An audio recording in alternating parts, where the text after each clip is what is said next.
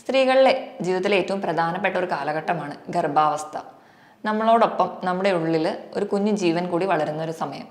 അപ്പം നമുക്ക് ധാരാളമായിട്ട് നമ്മുടെ മാനസികമായിട്ടും ശാരീരികമായിട്ടും മാറ്റങ്ങൾ വരുന്ന ഒരു കാലഘട്ടമാണ്. ഈ സമയത്ത് നമ്മൾ കുറച്ചുകൂടെ ഹെൽത്തി ആയിട്ടിരിക്കണം. നമ്മുടെ ഭക്ഷണങ്ങളിൽ വേണ്ടത്ര ശ്രദ്ധ നൽകണം. കുറച്ചുകൂടെ ആരോഗ്യമായിട്ടിരിക്കാൻ വേണ്ടി എല്ലാവരും പറയാറുണ്ട്. ഒന്നാമത് തന്നെ പയറിൽ ധാരാളം പ്രോട്ടീൻ ഉണ്ട്. പിന്നെ മുളപ്പിക്കുകയും കൂടി ചെയ്ത് കഴിയുമ്പോൾ പ്രോട്ടീനോടൊപ്പം തന്നെ വൈറ്റമിൻ സി കൂടുന്നുണ്ട്. മെൻ്റലി നമ്മുടെ ആരോഗ്യം ഉറപ്പുവരുത്തണം.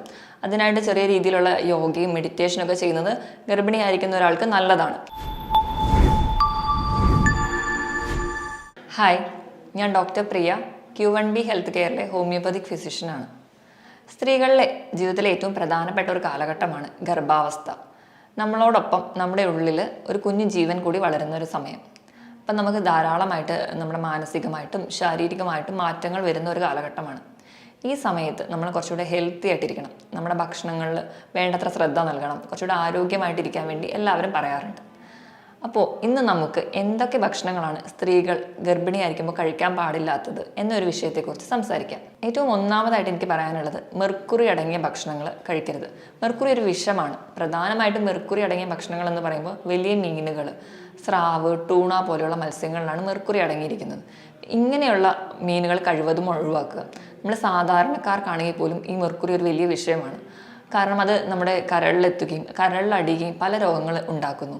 അതുകൊണ്ട് തന്നെ മാക്സിമം ഇപ്പോൾ ഇത് കഴിക്കണം എന്ന് അത്ര ആഗ്രഹമുള്ളവരാണെങ്കിൽ മാസത്തിൽ മാക്സിമം ഒരു 2 തവണ മാത്രം കഴിക്കാം എന്നാണ് പറയപ്പെടുന്നത്. അത്രയധികം വിഷമാണ് നമുക്ക് മെർക്കുറി. അപ്പോൾ ഈ വക ഭക്ഷണങ്ങൾ ഒഴിവാക്കുക.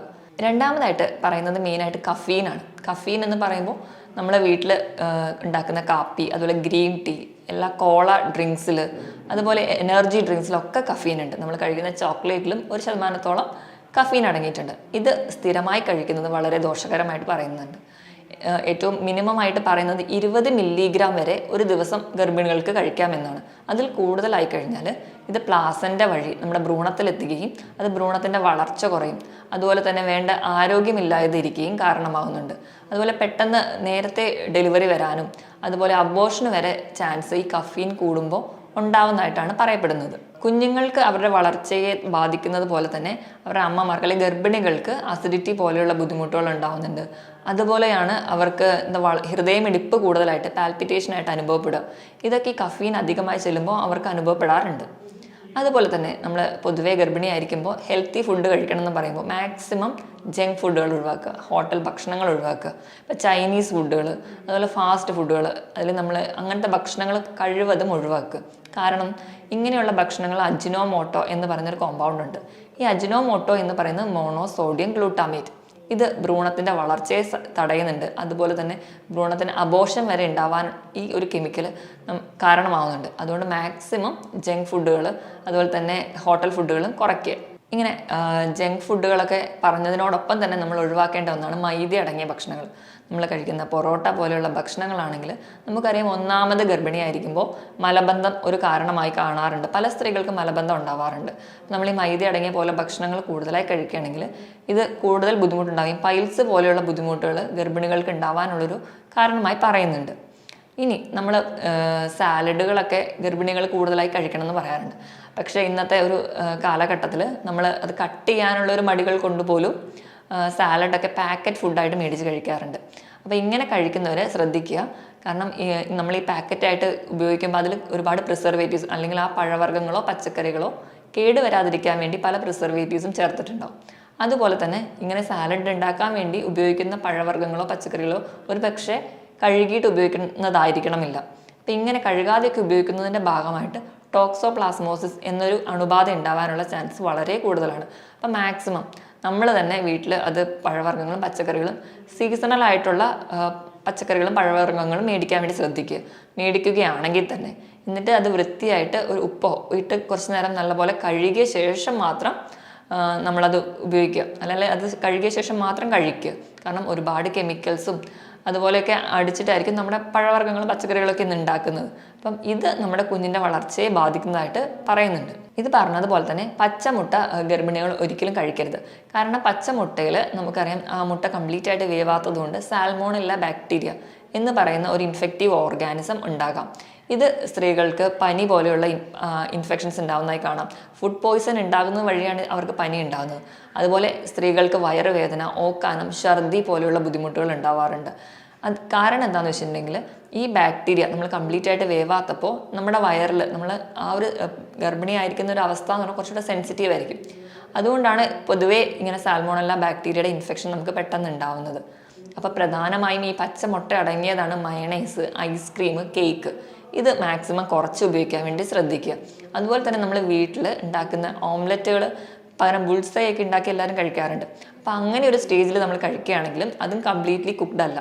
അപ്പോൾ മാക്സിമം മുട്ട പുഴുങ്ങി കഴിക്കാൻ വേണ്ടി ശ്രദ്ധിക്കുക. അതായിരിക്കും നമുക്ക് കുറച്ചും കൂടി ഹെൽത്തി ആയിട്ടുണ്ടാവുക. ഇതുപോലെ തന്നെയാണ് നമ്മൾ മുളപ്പിച്ച പയർ കഴിക്കുന്നത്. നമുക്കറിയാം ഏറ്റവും ഹെൽത്തി ആയിട്ട് അല്ലെങ്കിൽ എല്ലാവരും ഡയറ്റിൽ ഇൻക്ലൂഡ് ചെയ്യാൻ പറയുന്ന അല്ലെങ്കിൽ ഉൾപ്പെടുത്താൻ പറയുന്ന ഒരു വസ്തുവാണ് മുളപ്പിച്ച പയർ. ഒന്നാമത് തന്നെ പയറിൽ ധാരാളം പ്രോട്ടീൻ ഉണ്ട്. പിന്നെ മുളപ്പിക്കുകയും കൂടി ചെയ്ത് കഴിയുമ്പോൾ പ്രോട്ടീനോടൊപ്പം തന്നെ വൈറ്റമിൻ സി കൂടുന്നുണ്ട്. അപ്പം പൊതുവേ മുളപ്പിച്ച പയർ നല്ലതാണെന്നാണ് പറയുക. പക്ഷേ ഗർഭിണികൾ മുളപ്പിച്ച പയർ കഴിക്കാത്തതാണ് നല്ലത്. കാരണം ഇങ്ങനെ മുളപ്പിച്ച പയറിൻ്റെ അകത്ത് ഈ പറയുന്ന പോലെ സാൽമോണല്ല ബാക്ടീരിയ വളരാൻ വലിയൊരു ഘടകങ്ങൾ അവിടെ ഉണ്ട്. കാരണം ആ ഈർപ്പത്തിലൊക്കെ ഈ ബാക്ടീരിയകൾ ഇരിക്കും. പൊതുവേ ഇങ്ങനെ മുളപ്പിച്ച പയറൊക്കെ എല്ലാവരും സാലഡായിട്ട് വേവിക്കാതെയാണ് കഴിക്കുക. ഇങ്ങനെ സാൽമോണല്ല ബാക്ടീരിയ നമ്മുടെ വയറിലെത്തിക്കും, അത് പ്ലാസന്റ വഴി ഭ്രൂണത്തിലെത്തിക്കും, അത് ഭ്രൂണത്തിൻ്റെ വളർച്ചയെ വരെ ബാധിക്കുന്നുണ്ട്. അപ്പം മുളപ്പിച്ച പയർ കഴിക്കാത്തതാണ് ഗർഭിണികൾക്ക് നല്ലത്. അതുപോലെ ഗർഭിണിയായിരിക്കുന്ന സ്ത്രീകൾ മദ്യം തീരെ ഉപയോഗിക്കരുത്. കുറച്ച് വെസ്റ്റേൺ കൾച്ചറിൻ്റെ ഒക്കെ ഒരു കടന്നു വരവോടുകൂടി നമ്മുടെ നാട്ടിലും സ്ത്രീകളിൽ ചെറിയ തോതിലെങ്കിലും മദ്യം ഉപയോഗിക്കാറുണ്ട്. പക്ഷേ ഗർഭിണിയായിരിക്കുമ്പോൾ പൂർണ്ണമായിട്ട് മദ്യം ഒഴിവാക്കുക. കാരണം കുഞ്ഞുങ്ങൾക്ക് ആൽക്കഹോൾ ഫീറ്റൽ സിൻഡ്രോം എന്ന് പറയുന്ന ഒരു കണ്ടീഷൻ ഉണ്ടാവാൻ ചാൻസ് ഉണ്ട്. അതുപോലെ അബോർഷൻ ഉണ്ടാവാനുള്ള ചാൻസ് ഉണ്ട്. അതുപോലെ ഇങ്ങനെ മദ്യപിക്കുന്ന അമ്മമാരാണെങ്കിൽ കുഞ്ഞുങ്ങൾക്ക് പല ലേണിംഗ് ഡിസോർഡർ, അതുപോലെ തന്നെ ഹൃദയത്തിൻ്റെ വാൽവിന് ചില തകരാറുകൾ, ഹൃദയം ഇടുപ്പിലൊക്കെ ചെറിയ വേരിയേഷൻസ് ഒക്കെ കാണാറുണ്ട്. അപ്പം നമ്മൾ കഴിവതും ഈ ഒരു സമയത്തെങ്കിലും മദ്യം പൂർണ്ണമായും ഒഴിവാക്കുക. ഇനി ഞാൻ പറയുന്നത് ചില പഴവർഗ്ഗങ്ങളെ കുറിച്ചാണ്. അതിൽ ഒന്നാമത്തേതാണ് നമ്മൾ പൈനാപ്പിൾ. പൈനാപ്പിൾ എന്ന് പറയുന്നത് ധാരാളം നാരുകളും വൈറ്റമിൻസൊക്കെ അടങ്ങിയ ഒരു പഴവർഗ്ഗമാണ്.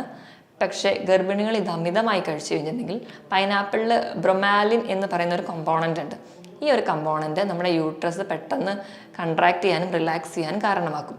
അതുകൊണ്ട് തന്നെ നമുക്ക് ചിലപ്പോൾ അബോർഷൻ വരെ ഉണ്ടാവാം. അപ്പോൾ ഇത് അധികമായി കഴിക്കുന്നത് ഗർഭിണികൾക്ക് അത്ര നല്ലതല്ല. അതുപോലെ തന്നെ പപ്പായയും ഒരു മിതമായ അളവിൽ കഴിക്കുന്നത് വലിയ തെറ്റില്ല. പക്ഷേ നമ്മൾ പച്ച പപ്പായയാണ് കഴിക്കുന്നതെങ്കിൽ പപ്പായയിലുള്ള പപ്പൈൻ എന്ന് പറയുന്ന ഒരു ഘടകം ഈ പറഞ്ഞ പോലെ യൂട്രസിനെ പെട്ടെന്ന് കൺട്രാക്ട് ചെയ്യാനും റിലാക്സ് ചെയ്യാനും കാരണമാവുന്നുണ്ട്. അതുവഴി നമുക്ക് ചിലപ്പോൾ അബോർഷൻ വരെ ഉണ്ടാവാം. പഴുത്ത പപ്പായ ചെറിയ തോതിൽ കഴിക്കുന്നത് വലിയ ദോഷം ചെയ്യാറില്ല. ഇതുപോലെ തന്നെ സ്ത്രീകൾ നമ്മളെ ഓർഗൺ മീറ്റുകൾ, അതായത് കൂടുതലായിട്ടും കരളുകളൊക്കെ കഴിക്കാറുണ്ട്. അപ്പം അങ്ങനെ വരട്ടിയൊക്കെ പൊതുവെ കഴിക്കുന്നത് അത്ര നല്ലതല്ല. കാരണം ഇതിൽ വൈറ്റമിൻ എയുടെ അളവ് കൂടുതലുള്ളതും നമ്മുടെ കുഞ്ഞിൻ്റെ വളർച്ചയെ ബാധിക്കുന്നതായിട്ട് പറയുന്നു. അതുപോലെ തന്നെ തേനിൻ്റെ ഉപയോഗം നമ്മൾക്കറിയാം. നമ്മളിന്ന് നാടുകളിലൊക്കെ നമ്മളെ വീടുകളിലൊക്കെ പലരുടെ വീട്ടിലൊക്കെ തേനൊക്കെ എടുക്കാറുണ്ട്. നമ്മളത് ഗർഭിണികൾ കഴിക്കുന്നതും നമുക്കറിയാം കുറച്ചുകൂടെ ഹൈജീനിക് ആയിരിക്കില്ല ചിലപ്പോൾ തേൻ എടുക്കുന്ന മാർഗം. അല്ലെങ്കിൽ ആ ചില തരത്തിലുള്ള ചെറിയ ഇൻഫെക്ഷൻസ് ഒക്കെ നമ്മൾ തേനിൻ്റെ ഉള്ളിൽ കാണാറുണ്ട്. അപ്പം നമ്മൾ ഗർഭിണികൾ തേൻ കഴിക്കുകയാണെങ്കിൽ അതും ചെറിയ രീതിയിൽ പല ഇൻഫെക്ഷൻസ് ഉണ്ടാവാനും കാരണമുണ്ട്. അതുകൊണ്ട് ഗർഭിണികൾ തേൻ എടുക്കുന്ന അത്ര നല്ലതല്ല. ഞാൻ ഈ പറഞ്ഞ പോലെയുള്ള ഫുഡുകളൊക്കെ മാക്സിമം അവോയ്ഡ് ചെയ്യുക. അതോടൊപ്പം തന്നെ നമ്മൾ കുറച്ചും കൂടി നമ്മുടെ മെൻ്റലി നമ്മുടെ ആരോഗ്യം ഉറപ്പുവരുത്തണം. അതിനായിട്ട് ചെറിയ രീതിയിലുള്ള യോഗയും മെഡിറ്റേഷനൊക്കെ ചെയ്യുന്നത് ഗർഭിണിയായിരിക്കുന്ന ഒരാൾക്ക് നല്ലതാണ്. കാരണം നമുക്ക് സ്ട്രെസ്സൊക്കെ കുറച്ചുകൂടെ കുറഞ്ഞിരിക്കുകയാണെങ്കിൽ അത് നമ്മുടെ കുഞ്ഞിൻ്റെ ആരോഗ്യത്തിന് വളരെ നല്ലതാണ്. നമ്മൾ സ്ട്രെസ് ആയിട്ടിരിക്കുകയാണെങ്കിൽ നമ്മളിൽ ഉണ്ടാകുന്ന ഹോർമോണൽ ചേഞ്ച് പ്ലാസൻ്റ വഴി കുഞ്ഞിലെത്തുകയും അത് കുഞ്ഞിൻ്റെ തലച്ചോറിൻ്റെ വളർച്ചയെ ബാധിക്കുന്നുണ്ട്. അതുപോലെ കുഞ്ഞുങ്ങളിൽ ചില ലേണിംഗ് ഡിസോർഡേഴ്സ് കാണിക്കാറുണ്ട്. അവരുടെ മാനസിക നിലയ്ക്കും ചെറിയ വ്യത്യാസങ്ങളൊക്കെ കാണിക്കാറുണ്ട്. അപ്പം ഗർഭിണിയായിരിക്കുന്ന ഒരമ്മ എപ്പോഴും കുറച്ചുകൂടെ ഹാപ്പി ആയിട്ടിരിക്കുക. അതുപോലെ തന്നെ ധാരാളം വെള്ളം കുടിക്കുക. കുഞ്ഞിനും കൂടി വേണ്ടിയിട്ടുള്ള ധാരാളം വൈറ്റമിൻസും അടങ്ങിയ ഭക്ഷണങ്ങൾ കഴിക്കുക. ഫോണ് പോലെയുള്ള ഗാഡ്ജറ്റ്സിൻ്റെ ഉപയോഗങ്ങൾ കുറയ്ക്കുക. ഇങ്ങനെയൊക്കെ നമ്മൾ ശ്രദ്ധിക്കുന്നത് വഴി നമുക്ക് ആരോഗ്യമുള്ള ഒരു കുഞ്ഞിനെ നമുക്ക് ലഭിക്കും. മറ്റൊരു ഹെൽത്ത് ടോപ്പിക്കുമായിട്ട് വീണ്ടും വരുന്നതുവരെ നന്ദി.